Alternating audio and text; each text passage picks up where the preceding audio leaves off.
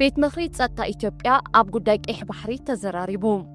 ቤት ምኽሪ ጸጥታ ኢትዮጵያ ብ9-10 ሚያዝያ ኣብ ዘካየዱ ኣኼባ ጉዳይ ሕቶም መሰል ዋንነት ኣፍደገ ባሕሪ መንግስቲ ኢትዮጵያ ጌና ከም ዘይቋርጽ ተዛሪቡ።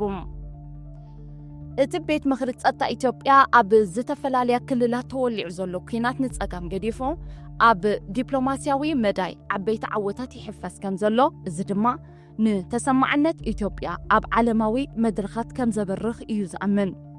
ብዘይካዚ እቲ ቤት ምኽሪ ኣብ ዝኣኼባ ፌደራላዊ ሰራዊትን ኣባላት ጸጥታን ኣብ ክልላት ኣምሓራን ኦሮሞን ጸጥታ ናይ ምኽባር ስራሕ የካይዱ ከም ዘለውን ጽቡቕ ዓወታት ይምዝገብ ከም ዘሎን ሓቢሩ። እንተኾነ ኣብ ባይታ ዘሎ ሓቂ ምስ ንዕዘብ ሰፊሕ መሬት ክልል ኣምሓራ ካብ ቁፅፅር ወጻኢ ምምሕዳር ብልጽግና ኮይኑ ከም ዘሎ ፋኖን ዝተቋጻጸሩ ከባቢታት ድማ ነቲ ናይ ብልጽግና መምሕዳራት እናፍረሰ ናቱ መምሕዳራት እዩ ዝትክእ ዘሎ። ሰላምን ጸጥታን ተሓሪምዎን ዘሎ ዓበይቲ ከተማታት ኢትዮጵያ ኣባላት ጸጥታን ፖሊስን ብዘይሕጋዊ መንገዲ ሰላማውያን ሰባት ብፍላይ ድማ ስደተኛታት ኣብ ምእሳር ብሰፊሕ ተዋፊሮም ከም ዘለዉ ዝግለጽ። ብፍላይ ኣብ ክልል ኣምሓራ ምስ ፋኖ ኣብ ዝካየድ ዘሎ ኩናት ከቢድ ሰብኣዊ ቅልውላው ተኸሲቱሎም።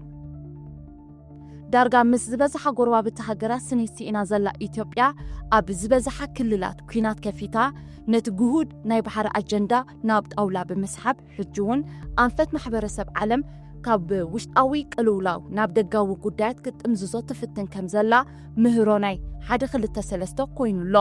ብዘይካዚ ኣብ ላዕሊ ዝተጠቕሰ ካልእ ቀውሲ ኣጋጢምዎ ዘሎ ብልጽግና ካልእ ኣገራሚ ውሳነ ሎሚ 11 ሚያዝያ ወሲዱሎም።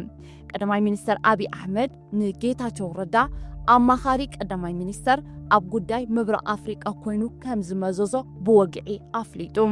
ጌታቸው ረዳ ን2 ዓመታት ጊዜያዊ ርእሰ ምምሕዳር ትግራይ ኮይኑ ክሰርሕ ድሕሪ ምጽናሕ ቅድሚ ሒደት መዓልታት እዩ ስልጣኑ ንታደሰ ወረደ ኣረኪብዎ።